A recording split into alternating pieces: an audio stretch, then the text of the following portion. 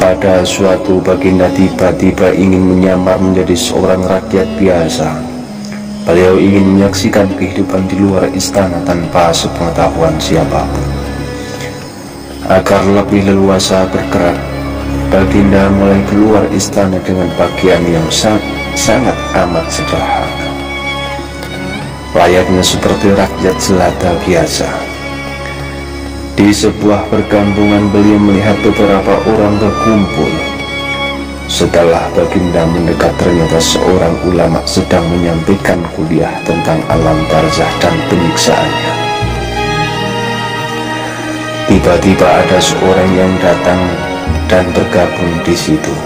Ia berkata kepada ulama itu, "Kami menyaksikan orang-orang kafir pada suatu waktu di saat dia masih hidup, dan sekarang dia sudah mati dan saya mengintip kuburannya. Tetapi kami tidak mendengar mereka berteriak dan tidak pula melihat penyiksaan-penyiksaan yang katanya sedang dialaminya. Maka bagaimana cara membenarkan sesuatu yang tidak sesuai dengan yang dilihat mata?" Tanya orang itu kepada ulama.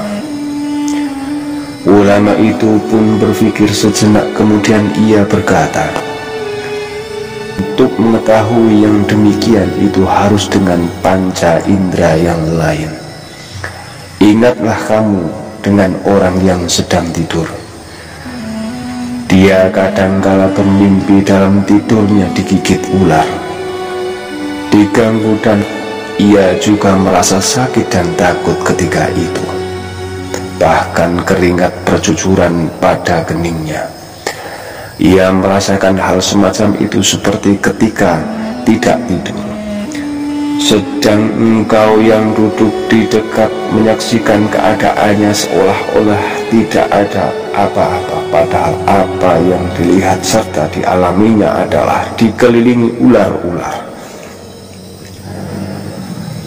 Maka jika masalah mimpi yang remeh saja sudah tidak mampu mata lahir melihatnya, mungkinkah engkau bisa melihat apa yang terjadi di alam barzah?" Jelas sang ulama itu berbicara. Baginda Raja terkesima dengan penjelasan ulama itu. Baginda masih ikut mendengarkan kuliahnya. Kini ulama itu melanjutkan kuliahnya tentang alam akhirat. Dikatakan bahwa di surga tersedia hai-hai yang amat disukai nafsu, termasuk benda-benda. Salah satu benda-benda itu adalah mahkota yang amat luar biasa indahnya. Tak ada yang lebih indah dari barang-barang di surga, karena barang-barang itu tercipta dari cahaya. Saking indahnya, maka satu mahkota jauh lebih bagus dari dunia dan isinya. Baginda makin terkesima. Beliau pulang kembali ke istana. Baginda sudah tidak sabar ingin menguji kemampuan Abu Nawas. Menterinya untuk memanggil Abu Nawas ke istana. "Aku menginginkan engkau sekarang juga berangkat ke surga, kemudian bawakan aku sebuah mahkota surga yang katanya tercipta dari cahaya. Apa engkau sanggup, Abu Nawas?" "Sanggup, Paduka yang mulia," kata Abu Nawas, langsung menyanggupi tugas yang mustahil dilaksanakan itu. Tetapi Baginda harus menyanggupi pula satu syarat yang akan hamba ajukan, kata Abu Nawas.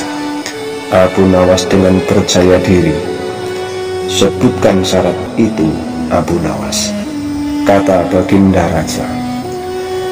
"Hamba mohon Baginda menyediakan pintu agar hamba bisa memasukinya," kata Abu Nawas. "Pintu apa, hai Abu Nawas?" tanya Baginda belum mengerti juga. "Pintu alam akhirat, Baginda yang mulia," jawab seorang Abu Nawas. "Apa itu?" Tanya Baginda ingin tahu. Wahai Paduka yang mulia, masing-masing alam mempunyai pintu. Pintu alam dunia adalah liang peteranakan. Wahai Paduka yang mulia, masing-masing alam mempunyai pintu. Pintu alam dunia adalah liang peranakan ibu. Pintu alam barzah adalah kematian, dan pintu alam akhirat adalah kiamat. Jelas Abu Nawas kepada Baginda Raja. Surga berada di alam akhirat. Bila Baginda masih tetap menghendaki hamba mengambilkan sebuah mahkota di surga, maka dunia harus kiamat terlebih dahulu. Lanjut Abu Nawas. Mendengar penjelasan Abu Nawas, Baginda Raja terdiam. Di sela-sela kebingungan Baginda Raja Harun al-Rasyid, Abu Nawas bertanya lagi kepada Baginda Raja, masihkah Baginda menginginkan mahkota dari surga itu? Tanya Abu Nawas. Baginda Raja tidak menjawab. Beliau diam 1000 bahasa. Sejenak kemudian Abu Nawas mohon diri karena Abu Nawas sudah tahu jawabannya. Sedikit cerita dari seorang Abu Nawas, semoga menjadi inspirasi bagi kita.